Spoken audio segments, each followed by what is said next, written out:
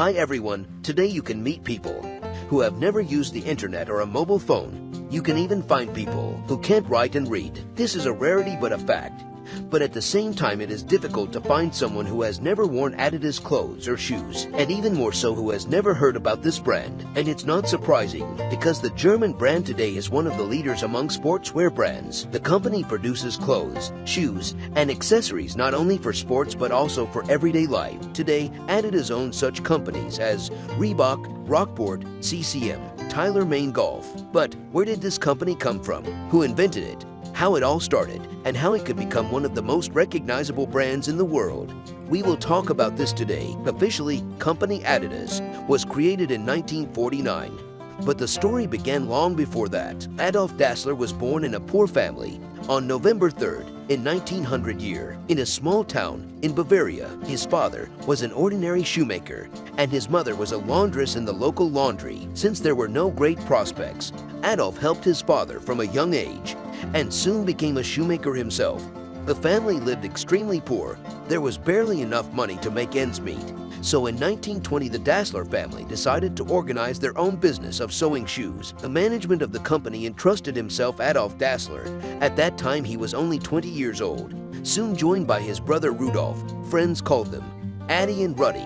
A small shoe factory of the brothers Dassler, if it could be called a factory, was engaged in the production of orthopedic shoes for athletes and home slippers, located in a small laundry room where their mother worked.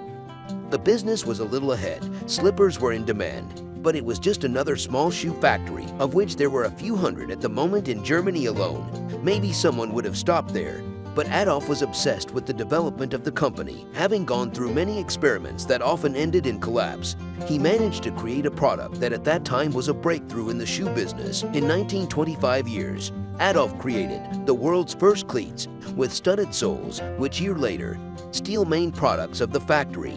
His partners were ordinary blacksmiths, the Zuring brothers, who made the same spikes for the soles. Their workshop. The demand for the Dassler brothers' shoes is growing every day, which led to the purchase of their own factory building.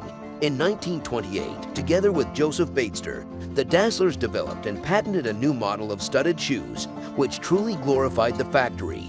But how do you get your shoes to be worn? We just need to give it to all athletes.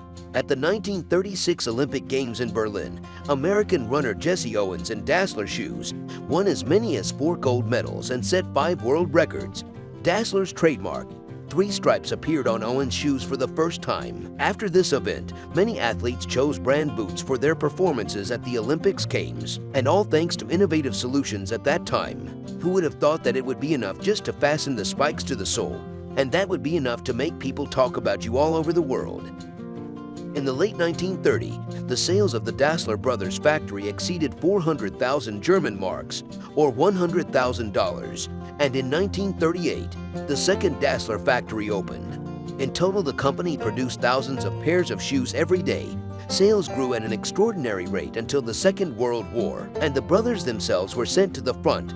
The Dassler brothers were returned from the army a year later to produce training shoes for German soldiers. In 1946, the brothers returned to the family business again. However, everything had to be raised from scratch. The brothers began to produce shoes again. But given the current situation in Germany in the post-war period, the lack of raw materials and problems with international markets, and to some extent isolation, they accept quite controversial, but at the same time, the only correct solution is that they start producing shoes from the remnants of military uniforms. Absolutely everything was included. For example, they made shoe soles from old tires of military equipment, and 47 employees were paid with goods, firewood, yarn, and so on. However, different worldviews and the vision of the company's further development increasingly led to a quarrel between the two brothers. The joint work could not continue as before, and this prompted them to divide all assets. As soon after the death of their father, the brothers separated. Rudolf took over the new factory and Adolf the old one.